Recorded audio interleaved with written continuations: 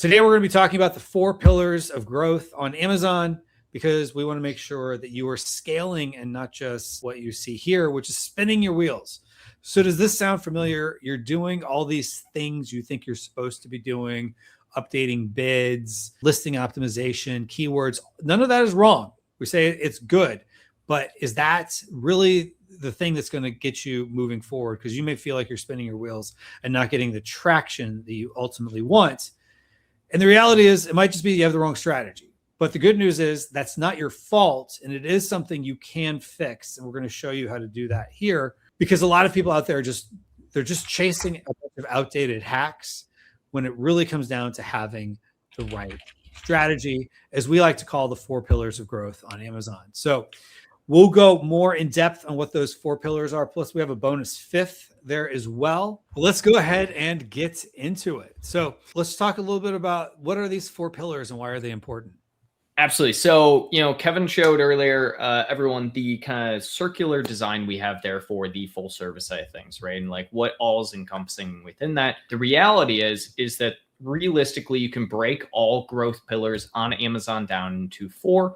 The first one being SEO. So SEO, everyone knows that is your title, that is your bullet points, that is your description, your backend search terms as well. That is all of your SEO, is how you index, rank, and are actually seen on Amazon's platform. Because the way Amazon's algorithm works is if you are ever actually trying to push something or trying to show up for a certain keyword, you need to have that keyword within inside of your SEO. So that is always going to be our first pillar. That is what we would consider our organic side of things. The second pillar is PPC, the growth engine behind most Amazon brands. There are very, very few brands in this day and age that can do Amazon without any form of PPC. I even actually recently just talked to a brand this week at a conference I was at, and they're not spending anything on Amazon PPC, but they spend roughly 6 figures per month on Meta ads, TikTok ads, and Google ads. And so there's always going to be some form of just advertising or PPC that you have to do to actually elicit growth on the platform. So that's always going to be our second pillar. That is what we consider to be our paid pillar. Now, our third pillar is going to be design. So design is, I think, the most impactful thing for buyers on the platform and customers, just because we always like to say pictures are for people and reading is for robots, right? And so anytime you are ever thinking about how to optimize the product detail page, design should be the very first thing that you are looking at. People do not read your titles. They don't read your bullet points. They definitely aren't reading your description. But what they are doing is they are going to scroll through your image stack. They might come down and look at your brand story, your A+ content. Those are going to be your big impactors, right? And so design is always going to be how we kind of, at the end of the day, convert on listings. Now, the fourth pillar within here is going to be what we call catalog merchandising.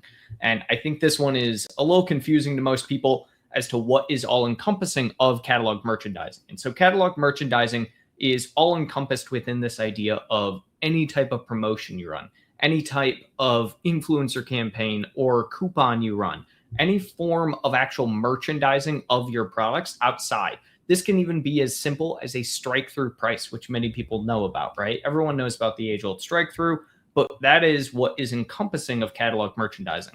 It's very similar in the sense of the PPC side in being a huge mover, but at the end of the day, when we're thinking about something like conversion, that's realistically what catalog merchandising is just helping boost all of that conversion at the end of the day. So how does all of that come into the 5th secret pillar there? Well, the 5th secret pillar, if you guys saw, was click-through rate, which you could consider within the 3rd pillar design, but it's not. Click-through rate is its own individualistic thing. And most recently, actually, I'll try and find the actual post as well. But for those that don't know, there is a platform called Smart Scout, and the owner of that platform, Scott Needham, he does a lot of data. He digs into data all the time. I actually just found the post here as well. But essentially, Scott Needham had pulled enough data to see that the top clicked product within any Amazon search gets 18.5% of all of the sales. And so that is why click-through rate in of itself. Oh, wow. Yeah, exactly. So that's why click-through rate is such a huge, huge mover at the end of the day, is because if you can be the top clicked product, you are also going to get the majority of the market share. And so click-through rate gets to be its own little special category that is all encompassing of the rest of the categories. So diving in, I think, to each one of the categories, is there a specific one you want to start with, Kevin? Yeah, so let's go beyond. Like, everybody loves the sexy stuff, PPC and SEO, keyword optimization and listing stuff. That's what gets headlines. That's what gets more people to sign up. We get it. We're not against those. But why is it important to focus on things like catalog, the back end stuff that, like, you feel like it's just collecting dust, or the design, which so many people think it's like set and forget, and they've got the same design from 2018 on their listing? Yeah, absolutely. So let's dig into catalog merchandising and why it's so important. So I think the best way to actually kind of start that as well is to talk about something called dynamic pricing. And so I'll pull something up here on the screen here in a second, but we have, even on our website, an entire article that we put together, but we have a guide to what is called dynamic pricing. But what is dynamic pricing? So dynamic pricing is basically the practice of once per month or once per week, even. It can be individualistic, right, of timeline, but it's essentially where you are doing a very specific price point for shoppers, right? You are trying to get a boost in overall sales volume and revenue. And this is where the idea of merchandising in general comes into play. And a lot of people probably don't even realize that this takes place all the time in even like retail and grocery stores, right? Every single person has gone through a grocery store on, let's say, a Tuesday, and noticed that Tuesdays have very different deals and sale prices for different types of products compared to Saturday or Sunday, right? And that is very intentional. That is what we consider to be dynamic pricing, in the sense that we are basically setting up a specific sales cycle so that we can boost sales during specific periods. So dynamic pricing is something that we always play around with. And on average, we're going to typically see sellers get a 2 to 3x in daily sales volume increase during these dynamic pricing times. We ourselves typically are going to tell people at least once per month to run some form of dynamic pricing. The goal at the end of the day with dynamic pricings, and we can dive into pro con here, right? But the idea is essentially that you're trying to increase the price competitiveness for a short period of time, get yourself an initial sales boost, and that helps with your overall ranking at the end of the day, because sales is the number one factor when it comes to ranking, and price is the number one converting tool. Actual drawbacks of something like dynamic pricing. Well, you can see here, continuously lowering it can hurt, your margins. I think that's obvious. Everyone knows that if you dynamically price, it's going to hurt your margins, right?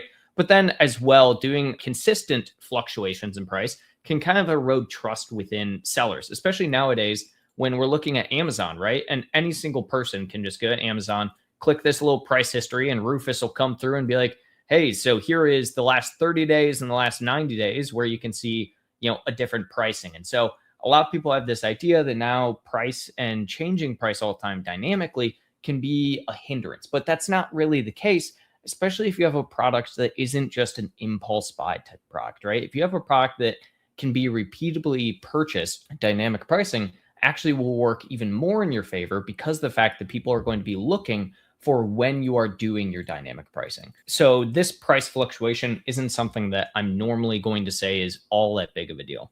And so dynamic pricing, right, is I think the simplest when it comes to the idea of merchandising the catalog in general. And so whenever we're looking at any form of catalog merchandising, right, the big aspects are there's a lot of different ways you can merchandise. As I mentioned earlier, you can do a strike through, you can do a coupon, you can do a promotion, you can do subscribe and save, right? There are a lot of these different factors. And so breaking down that barrier of what is the best kind of merchandising is always going to be, I think, a little tricky. And so if we're looking at Amazon, right, and we go to advertising, we will see here we have deals, coupons, price discounts, promotions, and then finally brand tailored promotions. So these are the kind of 5 core ways of what you can consider to be catalog merchandising. So how are you to choose which one to go with? This is going to depend on a few factors. One, what is the actual goal that you are trying to get?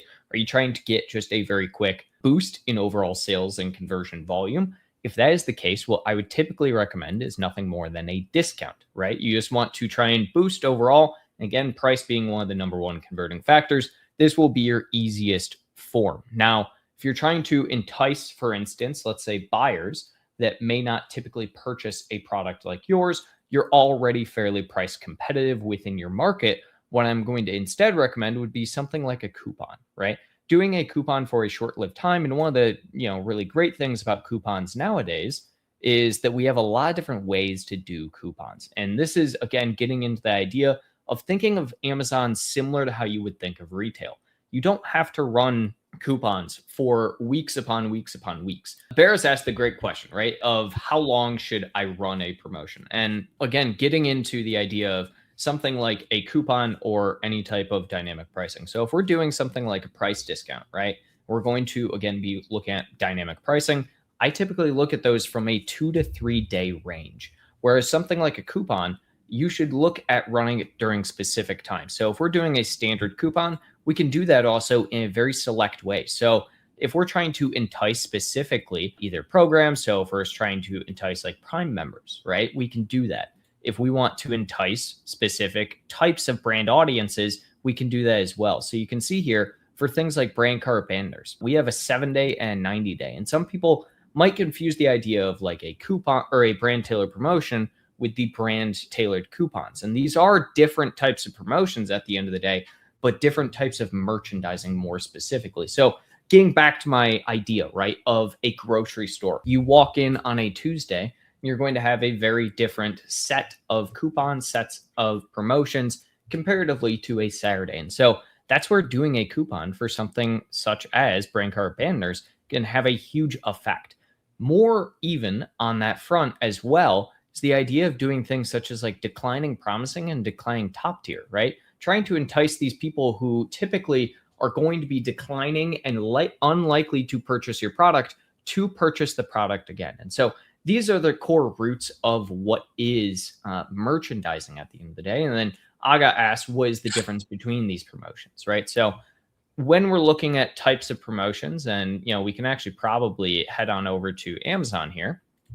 And we actually just kind of look around. We'll choose a couple of different products, see if any of these have some of these promotions on them. We'll pull them up, see what they have going on. So for instance, this first one I clicked on has a coupon. So you'll see here that this coupon is save 25%, coupon available when you subscribe and save. And so this is specifically, if we come back to coupons, a subscribe and save coupon. And subscribe and save coupons are very purposeful, right? If you have a product that has high reorder potential, usually something that is consumable in nature, so a supplement, a food product, anything like that, subscribe and save coupons are ones where you essentially get somebody or entice somebody to purchase, but only from a subscribe and save standard, right? With the idea that Amazon's giving 5% and then you're giving an additional 25%. So they are going to be locked in to a 25% discount, right? As a whole. So 10% plus the 15 on repeat deliveries. They are going to be locked in to a 15 to 25% discount forever, right? Until they obviously cancel. And this is where it's essentially trying to bring down what your overall customer acquisition cost is in lieu of a lower customer lifetime value over time. Now, if we look at, let's say, so you'll notice here, we have a couple of different ones. We have a save 8% and up to 50% off. So these are two different types of promotions that we actually have. So whenever we're doing a promotion like this, it's kind of interesting because I think a lot of people don't tend to do these super often, but it's something that I'm always going to encourage you. But this is what we would consider to be a specific type of deal promotion. So these type of deal promotions you can create in several different ways. They're asking the difference between these. So obviously we were just talking, right, about the idea of a coupon.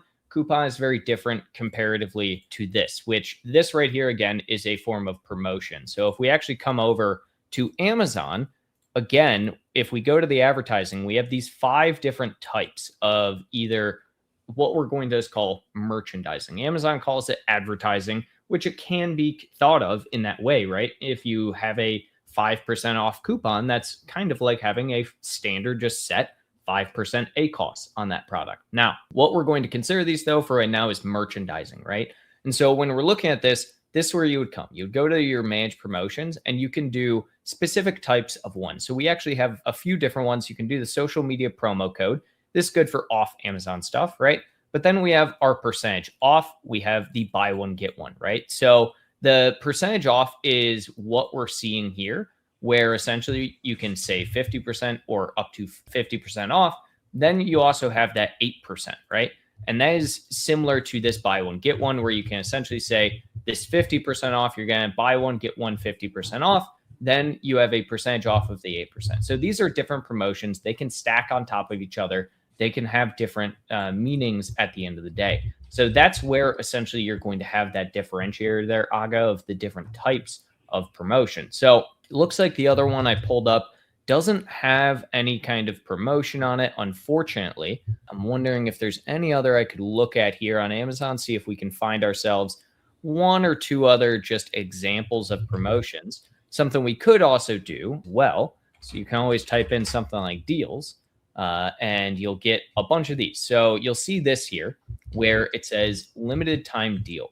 And if you ever see this on any listing, this is what we would consider to be deal merchandising, right? And so deal merchandising, come back to Amazon, come down here, go to deals, and you can set up specific deals. So you can do all sorts of different kinds of deals. You can do them for select products, for select time periods. You can do a lightning deal, as you see here, or you can do a best deal, right? And so these each interact in their own specific ways. The idea of a lightning deal is a very limited time offer. So that's why you'll see this limited time deal here. And sometimes with lightning deals, you'll tend to see as well, not only just that limited time, but an actual time frame on it. So how long you can do that for. So here we go, deal selling fast. All of these different types of deals all fall under, again, that deal category. So what type of merchandising works best, I think, is probably the question that everyone's going to be asking on their mind. And again, that really depends on what your overall goal and your overarching goal is. So what I'm always going to recommend is if your goal at the end of the day is, let's say, to increase incremental sales of those customers that are dropping off, I'm going to recommend either a coupon or a brand tailored promotion. Brand tailored promotions, obviously being audience targeting, you can also audience target with your coupons. If you're looking to just get dynamic pricing and an increase in overall market conversion, I'm going to recommend something along the lines of a direct price discount or a deal, because deals are going to be that limited time offer that people can see. And then finally, if your goal at the end of the day is to have a form of value add, a promotion where you're trying to sell multiple different products,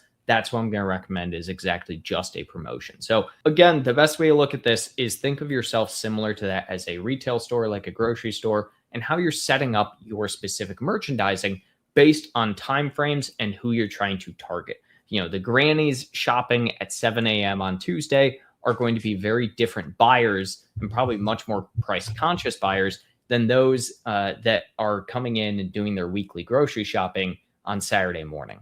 Now, Joe has asked, do you have any advice on when to raise or lower the listings price versus promotions? Yeah, absolutely. So, Joe, that kind of, again, goes back into the idea of dynamic pricing. And so that's what we're going to consider like a strike through price, right?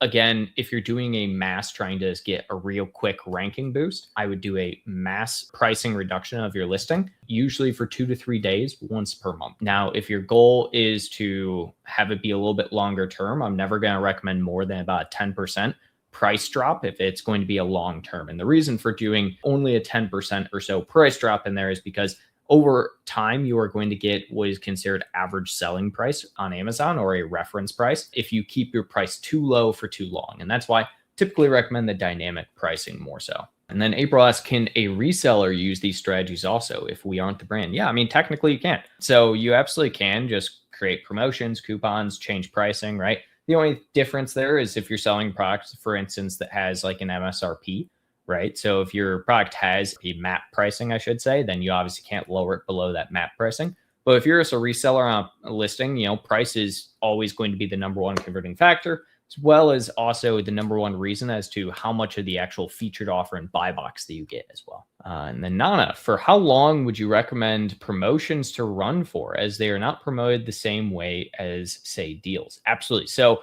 promotions can usually run much longer than deals can. So if you're going to run a promotion, obviously have a specific purpose behind it. I see people who just willy-nilly throw promotions out, like that listing we saw had 2 different promotion types running on it at once, right? And you don't want to do that. You want to think of promotions similar to that of like a marketing campaign. Like, what is the overarching goal? Are you trying to increase average order value, which, usually that is the purpose of a promotion, to do something again like the buy one, get one X% off, or just a percentage off to increase incremental sales, right? Because not every single person will qualify for a promotion. Not every single person will use that promotion at the end of the day. So usually my recommendation for how long to run for is just dependent on what you're trying to do. If you're trying to increase your average order value from a 30-day period, then run your promotion for about 30 days. But usually my minimum for promotions is going to be about 2 weeks. And then BS, what's the ideal approach for new product launch, PPC plus coupon?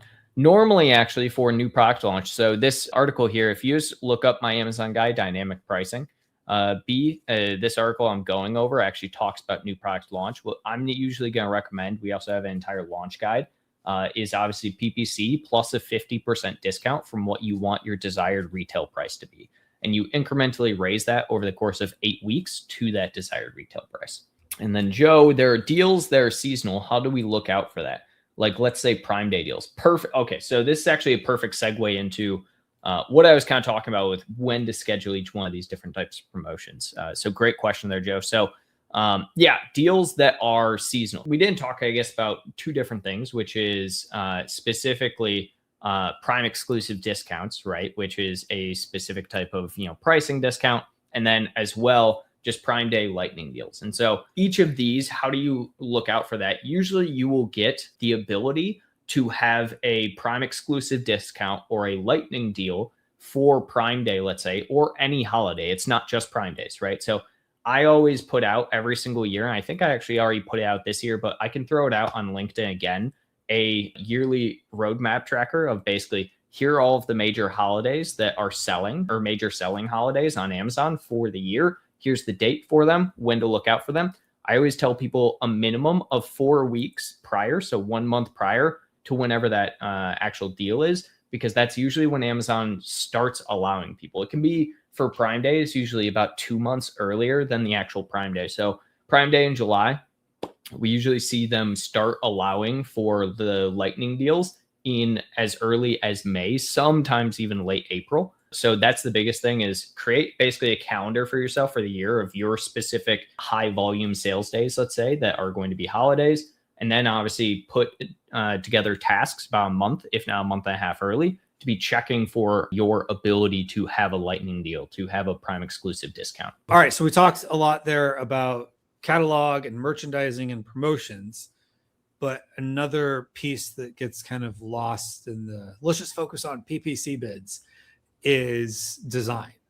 Yes. What are things that sellers should be focusing on with design, or some common mistakes they're making? So when we're looking at pictures, the very first thing, and it's our fifth growth pillar, is CTR, which is our main image. What makes a really, really great main image, and what is considered a main image hack for CTR? So a couple of things. First and foremost, know what is your highest relevancy and highest click-through rate keyword. What does your product emphasize from its actual use case? So for this brand in particular, they are wall protectors specifically. Doesn't have to be doors, but it is. That is, wall protector is the biggest thing, right? So you can see here immediately, we have the keyword, just wall protectors, in big bold on the product packaging. This is, again, what we would consider to be a CTR hack, because we are trying to show people that this is exactly what you are searching for. Somebody types in the keywords wall protector, right? And then they are scrolling down through the actual listings. They are immediately going to see these main image and be like, perfect. This is exactly what I need. That is the purpose of having a main image CTR hack. Now, secondary aspects of main image CTR hacks, you'll see here, we have a little American flag. Then we have designed and patented in the USA. A lot of people don't realize it, but actually being a US product is very impactful to your CTR. It will show an increase in overall CTR. So we're always going to encourage, if you can, to add something like this. Now, if you're not a product that is made in the USA, do not put that on there because Amazon will take your product down. So that is a new thing because of FTC regulations. Yeah, they'll come after you. You don't want the feds coming after you. Yeah, exactly. So the FTC unfortunately sued Amazon. Actually, not unfortunately. They sued Amazon last year over this. Definitely don't add it if it's not something that is made in the USA, but absolutely if it is added in there. Then we also have this one up here. So you'll see we're also telling people within this main image that it is a 6-pack. They get 6 of them. That's not always super clear if you lay out all of the products. You can see that we lay out products here, kind of showing the 6-packs, 1, 2, 3, 4, 5, 6, right?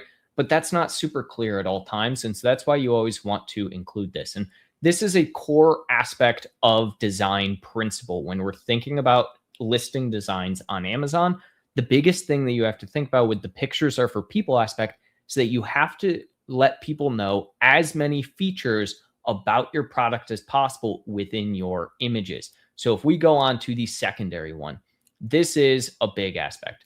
If you are ever curious of what you should be putting in your secondary, third, fourth, fifth images on your listing, the easiest thing to think about is what have people said whenever they reviewed my product negatively. So check your negative reviews, figure out why it is people purchased the product and were not happy with it. Once you figure that out, it allows a very easy way to say, boom, I can address that within my images. So right here, you can see, boom, we have a hand that's showing sizing, right? We want people to know exactly how large our product is. Doesn't matter that right here we say 1.5 inches, right? Because doing the exact same thing over and over again within your images is okay, as long as it is to actually emphasize something about the product. We say it right here, 1.5 inches, cool. We have an entire design showing it. So tailored for the perfect fit. This is showing that we have different sizing of the product, right? We have a 1.5, we have a 2-inch, we have 3.5, and that can be seen down here in these different variations as well. So the 1.5 inch, the 2-inch, the 2-inch, 3.5, so on and so forth. Now, a next image. Easy 3-step installation, no tools required. This is the type of infographic image, and that is what this is considered, that I am always going to encourage on any type of product that is used in any use case. Doesn't matter if it's consumable, doesn't matter anything. Biggest areas that people tend to get negative reviews from people purchasing their products through design work, right, is because people don't know how to use the product. They don't read directions. At the end of the day, you have to assume that every single person who purchases your product is next to illiterate when it comes to taking open some directions and actually reading them. And so absolutely, when you are putting together an infographic, if there is any installation, any setup, anything required to use your product effectively, always create an infographic for this. So right here, you can see easy 3-step installation, no tools required. Now, a big aspect with all of this as well that I want to point out, and I don't know if I saw any comments on it yet, but a big thing that I want to point out is you'll notice that all of this text, super easy to read. Big text, very small amount of text that we are showing here alongside actual image use case, right? The reason for this is that you have to assume that at least 60 to 70% of your buyers are going to be on their phone. That is a very, very important thing to understand when you are actually doing any form of design work, is that people are likely going to be on their phone. Everything is going to be shrunk down. We create all of these designs on a computer. And, myself personally, I have 2 monitors right here. These 2 monitors are, I think 28-inch monitors or so. They're huge, right? This looks great to me because it's big and blown up at the end of the day. But assume that every single person is not going to be buying on desktop. They're buying on their phone because the majority of consumers do. So make your text very small, keep it very concise so that people, again, don't have to read, because people don't like to read, right? So make it as concise as possible, as large as possible whenever you're designing. Next one in here, you can see comes off clean, no fuss, no damage. Again, we're addressing a likely pain point and objection someone would have to purchasing your product, right? Think of any type of design work as basically handling objections similar to a sales process, right? In the sense, and I realize I'm the guy here, sales and marketing guy that's coming and saying this, but it's a big thing, right? Whenever you're trying to talk about this, one, we're telling people how to remove it, for one, showing them how to remove it. And then also the big thing is handling that people likely are going to be reviewing, saying, oh, it isn't easy to come off. So we're showing people how to make it come off while simultaneously just giving or handling that objection up front as to why someone might not purchase it. We're showing the different types of areas they can stick to, sticks to almost every surface. Again, very minimal with the text. Get the point across as quickly and easily as possible, showing it in a visual manner. People don't want to read. They want to understand the product as well as possible within the design. Again, we have another one here just for sizing, because you have no idea how often it is that people will very often not look at the sizing and not understand the true size and scope of things, right? Reiterating anything within your images is never bad. And finally, I always am going to encourage a lifestyle image of some kind. This one's a little kind of funny in the sense of, you can see the faked wall bang here versus the little doorstop, but lifestyle images are a big thing. Now, a couple of things when it comes to a listing like this with lifestyle images. So products like this, it doesn't necessarily, right, have to be your exact type of ICP, but is something I'm always going to encourage with lifestyles, right? So for instance, people who are likely to buy this product are going to be people with small children who are trying to basically, again, try and get away from the damage that these children might have slamming a door into the wall, right? But a big thing with the lifestyle, and we can look at another brand here that I know of, let's choose MacuHealth. And MacuHealth uses lifestyle in a very different way, but follows all of the same principles we have. So you'll notice MacuHealth, when we're looking at like the lifestyle, who are the people? Couple of things here. One, this is the ICP. This is the person, age-wise and demographic-wise, that is going to be buying a product like this. But a bigger, more crucial thing that you'll notice here is they are looking at the camera. It's the number one thing that people get wrong with lifestyle design in general on Amazon, is that so often they will have some form of lifestyle image, but the people aren't looking at the camera, right? They aren't actually looking at you, but making that eye contact with the camera actually is shown to increase conversion rates when it comes to lifestyle imagery. So if you are putting together lifestyle imagery, I'm always going to encourage, if you can, to have your models within the lifestyle looking direct at the camera versus looking away, utilizing the product. This is going to increase your overall conversion because people are going to feel more attached at the end of the day. It's a weird psychology thing, but it does work from a converting standard. So these are all of the major things that you should be focusing on, right, whenever we're looking at listing design work, right? And just understanding that those are what will get people to convert at the end of the day. Now, talking a little bit about A+ content as well, and I'll skim over this part just a bit so we can kind of cover a little bit more than just this, but A+ content, you'll notice again, lifestyle imagery, people are staring directly at you. And this is something that now that I'm telling you guys this, and it's same thing every time I talk to people about this, right, is that you will start to notice it on every single listing that you consider to look like a good listing, the difference between people staring in the listing versus people not staring with this lifestyle, right? So the idea behind A+ content is twofold. One, obviously try and convert, but give additional features and benefits. So you'll notice here, text is much, much bigger here, but we get to say more with our text, right? And that is purposeful because people who tend to purchase impulsively are quick. They're going to be going through these images real fast. They're going to go like this. They're going to try and get just a very quick, easy understanding of the product. Does this fit my need? People who do not purchase impulsively are going to go below the fold.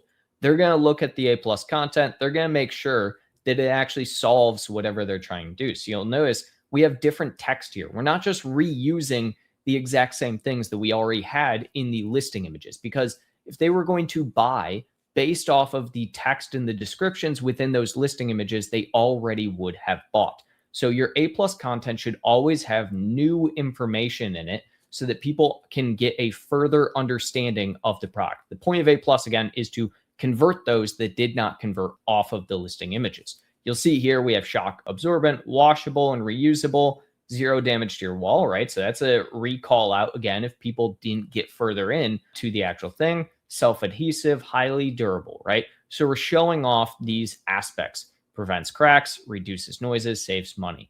It is reiteration while simultaneously giving new information. And then you'll see here for this type of product, we're showing different use cases. Because if you notice, every single one we've shown up to this point is just a regular door, but boom. Now, if somebody was like, well, does this work for other areas? It surely does. You can do it toilet seat, you can do it cabinets, so on and so forth, right? Again, the idea of A+ is basically you already got a lot of, the objections handled across the line within your listing images, but there's always going to be people who need a little bit more to get across that line.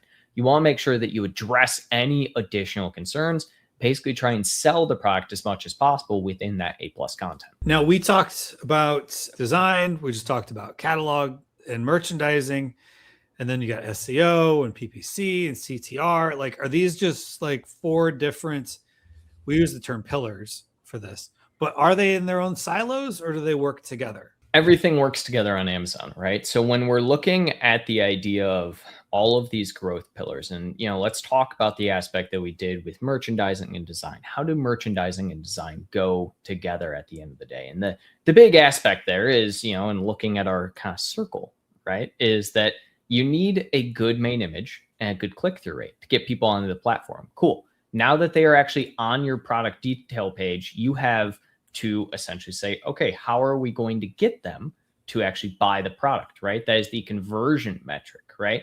And so that is what we're going to consider in this idea of essentially the product detail page or platform management, then brand content optimization, right? So we're essentially looking and saying, cool, let's add a coupon for helping people convert from a pricing standard. Now let's optimize the brand content and the listing images, the A+ content, so that we can cover all use cases and make sure people understand what the product is, what it does, and why they should buy it. That's where the design comes in. And then after they purchase it, that purchase goes back to our search engine optimization, the title, the bullet points, the description. If you do not have essentially any one of your high relevancy keywords, such as wall protector, in your title, your bullet points, your description, your back-end search terms, you can't be optimized and you can't rank for it on your search, right? So you want to optimize your SEO for the idea that people are already going to be purchasing, because you need purchases to actually have that. But if you don't optimize, it doesn't matter. Now, finally, we get into that paid advertising, right? Where now we're driving traffic to each one of those listings. But if we drive traffic to a specific search term of some kind, right? Regardless of whether or not we're ranked on it, if we have a crap main image, nobody's going to click on it. And so we basically get stopped. The point of the circle here, when we're looking at this, is that each one of these feeds into each other in some way, shape, or form. You have to essentially have clicks at the end of the day to get conversions. But to get conversions, you have to optimize your design. After you've optimized your design and you get conversions, fantastic. Now you have to actually try and get them over a pricing standard. Your product meets their specifications. They clicked on it, fantastic. If it's priced at $1 million, they won't buy it. But if it's priced effectively and promoted effectively from a merchandising standpoint, they will buy it, right? Finally, now we're looking at the actual search side, right? How do they actually find your product in the first place? And that's where you have to organically work on your search terms and then put in the actual juice behind it that is the paid advertising. So it all circles together at the end of the day. Now, real quick, James says, what effect have you found that Rufus and AI in general have on PPC? Have search terms and their search volume that were previously searched seen a decrease overall because of increased use of Rufus? If so, then how do we need to change our approach on PPC and on listing creation? You don't. So I've seen a couple of posts actually recently come out about how there are now ads inside Rufus. So there's a lot of AI hype, a lot of Rufus hype. And I think by and large, the Rufus hype is because of AI hype, plus the fact we don't get a lot of new stuff on Amazon, right? And so a lot of people are kind of talking about this idea that Rufus is going to change the selling platform as a whole. Amazon self-proclaims that roughly 150 to 200 million monthly users in the US utilize Rufus. I have seen multiple different companies do their own independent studies and get feedback from the general public that the actual numbers are closer to about 4 to 8% of total buyers on Amazon regularly utilize Rufus, right? And so Do I think that Rufus is overtaking generic search? No, I don't think Amazon wants that either, to be fair, because Amazon is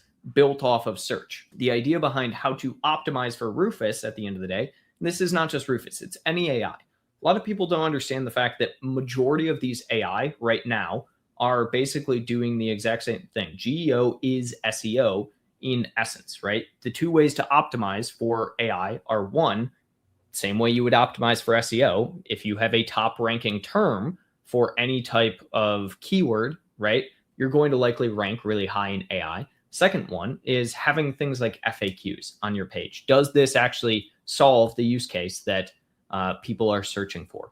But people at the end of the day, by and large on Amazon, do not ask questions when they are searching for something.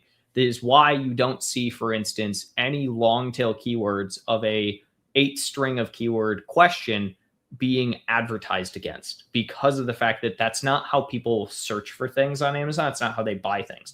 Rufus isn't going to change that at the end of the day. So we're still going to be, by and large, probably very focused on that. People are obviously seeing it as a search bot so they can ask questions around it. But Rufus is still just going to give them basically the top performers in any categories. So that still just means that you have to focus first and foremost on sales, pricing, things like that. That is why each of these different pillars are not individually more important than the other one, because each one plays off of the other. If you have a really, really awful conversion rate, right, that usually means that probably your SEO and your design is really, really bad, or your pricing doesn't make sense. If you have a really, really bad, you're not getting anything from the PPC side, right? It means you're probably targeting PPC incorrectly, point where nobody's clicking on your product and you need to redo your main image. So all of these play off each other. I'm not seeing major changes in search volume anywhere, to be frank. And my biggest aspect as well is that I believe that within the next 12 months, they are going to get rid of like Rufus as a whole and just migrate it into Amazon's regular search, where it will populate. And you're already starting to see this on Amazon, I should say. If you're ever on Amazon, you're just looking for something, right? So if you're ever looking at Amazon at some point in time, you'll actually start to see like down here, a lot of times they'll have Rufus. So if we do like collagen, yeah. So you see these down here, right? Where you can ask these aren't clicked super often, right? Because people on Amazon aren't searching for things. This is how people search. It's why it's why they show up, because this is what people actually search for. They don't ask like, what are the most popular forms of collagen supplements for women? People aren't going to start utilizing Amazon like they would Google, right? Not how people search at the end of the day. It's not how people are accustomed. It's going to be a while before we see that changeover. And isn't like that number that Amazon gives of like, 150 to 200 million users using Rufus could be people that just clicked on one of those suggestions? Yeah, absolutely. Well, that's the biggest thing, is that Amazon, when they say that, like 250 million people use Rufus every single month, they do not quantify and did not quantify at all what is considered using Rufus, right? And anyone who has been on desktop for a while when shopping on Amazon should also know that there are many times where, for instance, you'll search something like this and Rufus will just pop out to the side, right? So Rufus will pop out to the side and start like giving suggestions. On app, it's even more annoying. Rufus will randomly just pop up, completely getting rid of these SERP and just be there. And so do they count that necessarily as using Rufus, or is that, in my opinion, Rufus invading what I'm trying to do? Right. They cheated. Exactly. And so they haven't quantified what exactly utilization of Rufus is. But again, like I said, a lot independent say between 4 and 8% of shoppers have utilized Rufus in the last 90 days from when they had done it, which, don't get me wrong, that's still a pretty hefty percentage, but it's not changing how you should be utilizing it at the end of the day. And, if we're ever looking at Rufus, right, and I just type in collagen to Rufus, this is the more interesting part. It's starting to think, it's checking, right? And we'll see as it goes through gathering products. This way is slower than search. Way slower. This took me 2 seconds. This is taking forever. You'll notice like immediately it's showing like premium liquid collagen for women. Like there's liquid collagen here. I didn't say anything about liquid collagen. It's just giving me a bunch of different ones, right? And so whenever we're looking at all these different ones, this is much less user friendly, right? Overall, we have collagen gummies, right? None of this is collagen. You'll notice all of these products came up, right? Which is collagen and everything. And these are technically the best sellers for collagen. We're essentially just seeing like a bunch of different options. And Rufus also saying, great question. I didn't ask question. I said collagen. So it's odd how it comes up, right? And it's not user friendly. It's not something that I'm thinking is going to be how people work at the end of the day with things. You'll even notice here like collagen powder. So you'll see here where essentially this is the one that shows up for collagen powder. It has 92 reviews, right? It's not the number one seller. It's $21. It's not even the most inexpensive one. We're looking right here. We have, literally the top seller in the category, 82,000 reviews and a cheaper price. This is where essentially we're going to be, I believe, seeing people not utilize Rufus because the way that it is choosing products right now is not inducive of how Amazon itself has worked historically. Now, does it give a chance for, I think, smaller sellers to pop up more often? Yes. But again, I just asked for more powdered collagen, and it took premium and specialty options to, show up. Why is this considered a premium and specialty option, right? When it is by and large the cheapest option that they're showing. Like this is the cheapest, but this is 16 ounces. This is larger, right? At the end of the day, Rufus, in my opinion, is not something that the end consumer is going to trust nearly as much as just making the decision themselves. All right. So next up, Nana says, how do we know if our content is converting? Is it a backwards calculation? Like if everything else is working, it must be our content, as there's no actual metrics for tracking performance for A+ content. I mean, there is, right? So you can track those metrics. It's your CTR and your conversion, right? So how do you know if your content is converting? Well, that's easy. When's the last time you changed your A+ content? When's the last time you changed your listing images? So anytime you do some form of design optimization whatsoever, you should not just do a design optimization, throw it out and see if your sales go up. That's not how you do any form of analysis of data, right?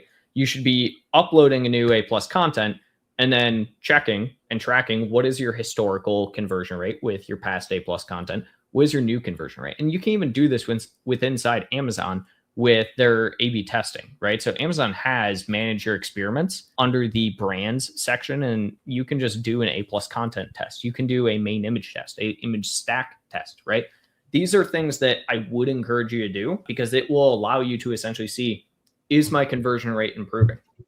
I changed my image. Is my main image also, or my click-through rate going up from there, right? These are things you should do and you should be tracking if you make any form of optimization for your content specifically. FISA says Rufus and Cosmo work together just to validate customers' intent. I think solving customers' problems in real and SEO optimized listing with proper keyword research will help get us ranked higher through Amazon AI agents. I get so incredibly frustrated when I see so many people talking about Cosmo. The reason I get so incredibly frustrated when I see people talking about Cosmo is for a very specific reason.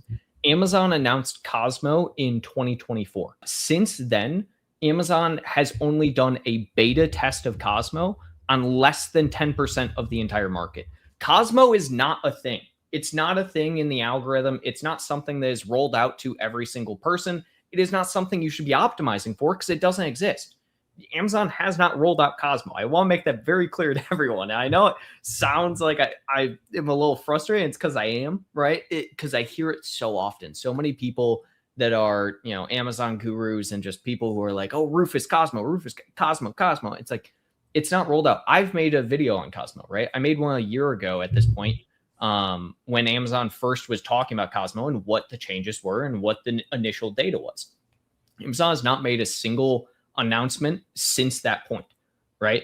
People keep talking about it. There was one specific data study that was done, I believe in like March of last year. So again, only like 6 months after the fact, but people keep talking about Cosmo like it's this thing that has evolved the Amazon algorithm, and it hasn't, right? That we haven't seen any like drastic changes to the algorithm. It's not like there's anything specific that's different. And That's the big thing I want to quantify to everyone here, right? When I talk about these 4 growth pillars, this is also the growth pillars that Amazon themselves looks at, right? These are things that we know at this point in time affect the Amazon algorithm. You can go through and you can change your main image and you can see that your click-through rate increases.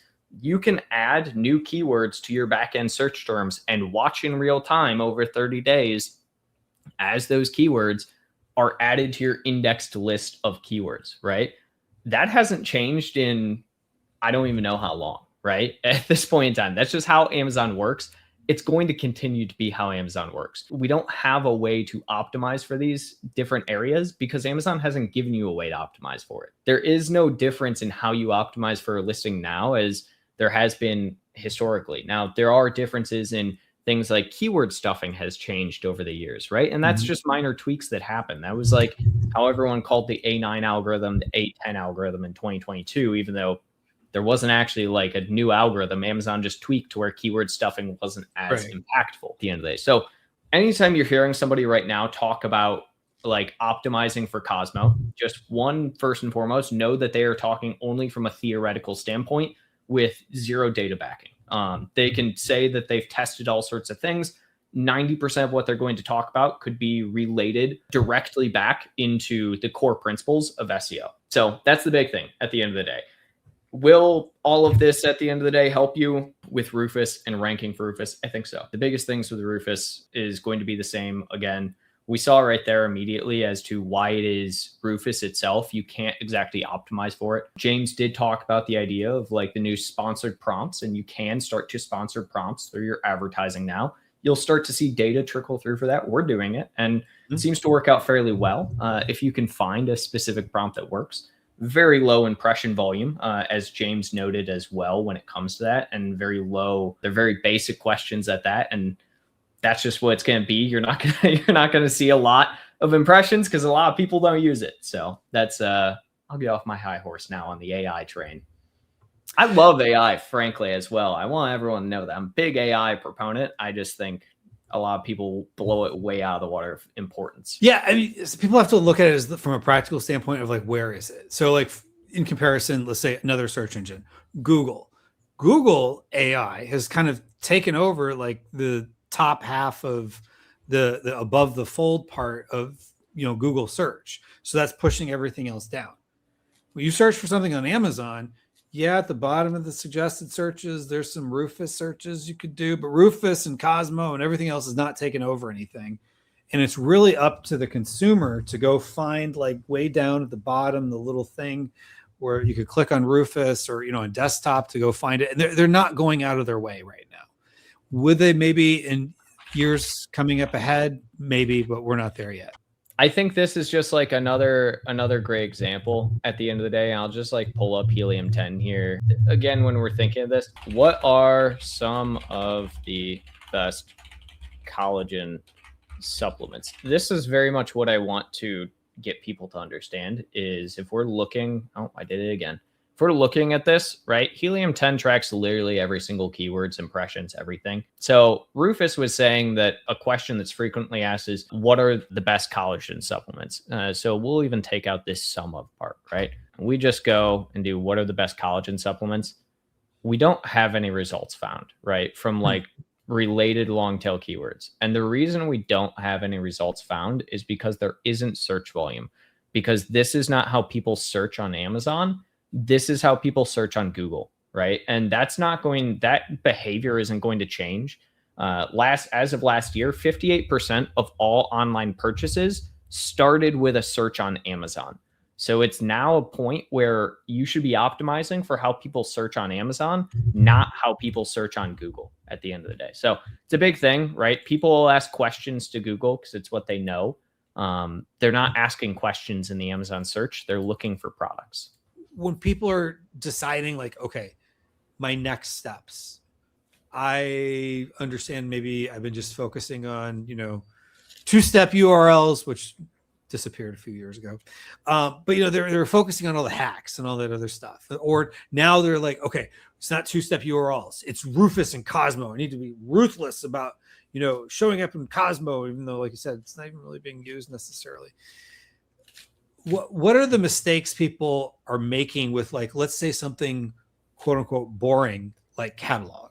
The easiest way to answer this, right, it kind of goes back to exactly what you were just talking about, is that people in general tend to forget the basics and focus on the flashy. I'm not immune from that either. I often will look at the flashy new thing in front of me like, ooh, shiny, right? And they get shiny object syndrome and suddenly think that's like the big new thing they need to be doing, when realistically, like, the basics are the basics for the reason, right? And usually the basics are the best. Now, when we're looking at like merchandising, I think to the point of a couple of questions we had earlier, right?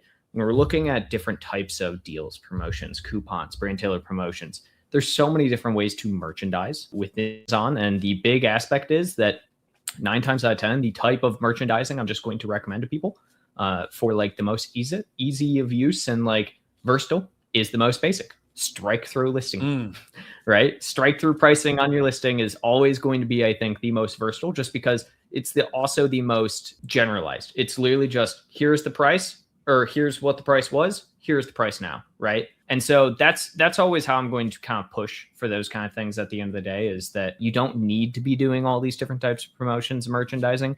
They have their own individual purposes as to when and why you should be doing them. But if you're just really confused and don't know where to start, strike through price is always going to be the number one place to start. Awesome.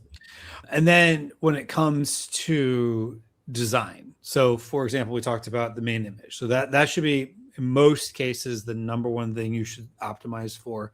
Next, as you talked about, the number one click-through rate has 18% of the sales, which is insane when you really think about that. But that means it's getting more traffic, because you're always thinking about, like, how do we get more traffic? How do we get more people to listing? The higher your click-through rate, if you go from a 0.5 to a 1% click-through rate, you just doubled your traffic. Yep. Just boom, right there. So what is the next design thing that has the biggest impact outside of the main image? The next design is obviously your infographics. So what I talked about earlier in this sense, and I see it so often where people will have more technically use case products, right? One of my favorite examples was somebody had this, basically it was a mat, and you were supposed to basically like lay it on the ground or attach it to furniture. And the purpose was to basically get dogs to stop peeing inside. It was like a puppy pad, but like trying to get puppies to stop peeing inside. And so the way that basically it worked, though, is that it had one side that was very useful. And it was the side that, I guess it did a shock or did something, or it made a beeping noise or something like that. Mm-hmm. But that's even more so is the fact that it looked like it shocked the dog, when in reality, it just makes a beeping noise. It then also had like a connector you had to put on there to like ground it so that it knew when the dog was on the mat, so it could start making the beeping noise. But it also just like did not clearly show, and it had horrible reviews, right? And was talking to the person who owned it. And it was a big thing where I was talking them through, like, yeah, you have to show this. Like, all of the reviews were because people did not know how to use the product, right? And you look at the listing infographics, and it's not user friendly in the slice. It doesn't address any of the reviews. It doesn't show how to use the product. And that's exactly it. People have a very clear pain point. They had next to no competitors, right? But it doesn't matter, because their product is going to get reviewed into the ground, because it's not an easy to use product. It was not easy to understand how this product was supposed to be set up or used at the end of the day. Yeah. So basically, somebody was asking me on a live stream I did earlier this week, how do I improve from getting that highlight or frequently returned badge? I was like, well, you're gonna have to fix the product or get people to understand it better. And that's basically what it is the same thing you're describing. All right. So next up, we've got this question here from Nana. Hopefully we said that right. What are the top 3 to 5 I should get good at to understand the fundamentals of selling on Amazon? I started working with Amazon in April 2025. I'm coming up on a year here, and can be a little overwhelmed with all the shiny stuff from time to time, like Rufus. Or in another way, how should my brain logic work? Because I feel like it should be the cycle that you showed, but I see often a web instead.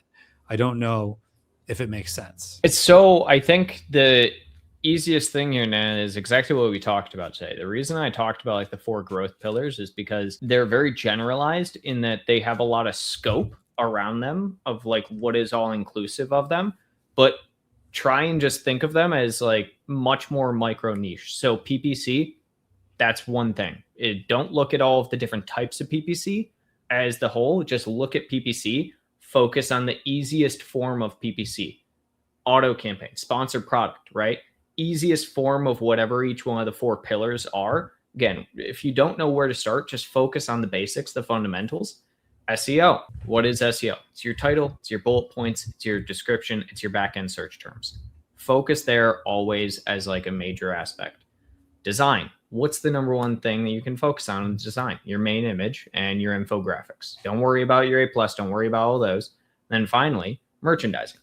Easiest thing you can focus on, merchandising, strike through pricing, right? So break down the 4 pillars to like their easiest component of utilization. And that is where you should put your focus on when you're thinking about fundamentals. Corey says, do you have any insight or data in if sales increase or conversion rate increase once you receive the number 1 BSR in your subcategory? Yeah, I think that's a thing that a lot of people struggle with is like once they are number 1 placement, like what do? It's like you've reached the pinnacle, right? And it's like, well, I probably don't have to advertise as much, but you kind of do, right? So Corey, at that point in time, obviously you should be able to pull back more and more on like your ads. You don't have to focus as much on like long tail keywords, things like that. You should, but you don't have to. The big thing you want to focus on is just awareness, right? So broad awareness across the board for your product and your brand more than anything once you're number 1. So anytime I see a number 1 product in a category, it's a subcategory. You're not number 1 in the category, right? So you still have some room to grow in the category as a whole, your parent category. But that happens much more so from awareness campaigns more than anything, and getting just like organic brand search volume where you can start taking actual market share. And of course, always targeting your competitors. If there is any chance for you to take sales from a competitor, you should do it. Take it. All right. Next up, April L says, I've been working on Amazon since 2017 and worked for Amazon for 6 years before that. Wow, that's a lot of time with Amazon. But was working for the actual brand now, working for a distributor, starting on Amazon. What is the best way to get images for a brand we are approved to sell if only 1 image and the brand has only 1 and are waiting for more of them and our hands are tied? So she's selling on behalf of a brand and they only have 1 image and she's trying to figure out how to go around the brand so they can actually get some sales. Yeah, I mean, so I guess if you only have 1 image, I guess I'm not understanding if like you can't upload more than 1, but you're saying that basically the brand itself is not approving it, is what it sounds like to me, which there's not really much you can do in that scenario. If you're working with the distributor, I mean, you can always just add images on Amazon, right? But like, it's just going to make the distributor mad. There's not like anything you can do around that. Now, Amazon's not approving the images. That probably is a problem of itself that comes down to what is inclusive of your actual images. But is there a way to like get around that? Not really. I mean, it sounds like a more personal dispute between you and the brand more than anything. And if you're competing with Amazon for the buy box and they control it, good luck. Yeah. I wish I had a better answer than that. SC says, what do you think about the product with good SEO and the customers are clicking on the product but are not buying it? Is it because of high price? What would be your strategy about that? Yep. So 2 things at the end of the day that are always going to affect well, I guess 3 things more so than anything that will affect your conversions, right? So number 1 is obviously going to be your listing images, right? You want to have good listing images that actually answer it. And if your product is not relevant to what people are thinking your product does, you can have a great main image that seems like it's great for click-through rate, everything like that. But if it's not relevant at the end of the day to what actually the product is, and people see that once they get to your listing images, they're not going to convert. 2, your price, right? So if you're way too high priced for the category, you have to display that within your listing images. Why is your product price so high? Why is it premium compared to other products? If it's not premium in any way and it's actually like not as good as other products, then there's nothing you'll ever be able to do in that scenario, right? And then finally, the third one is a review rating, right? Is your review rating like a 3.3 or is your review rating, a 4.9 and this is happening? So those are very big swings, but the point stands of like review rating is always going to be also a converting factor. So with that, thank you, Noah. Thank you, everybody, for joining us and wishing everybody the best. Take care. Thanks, everybody.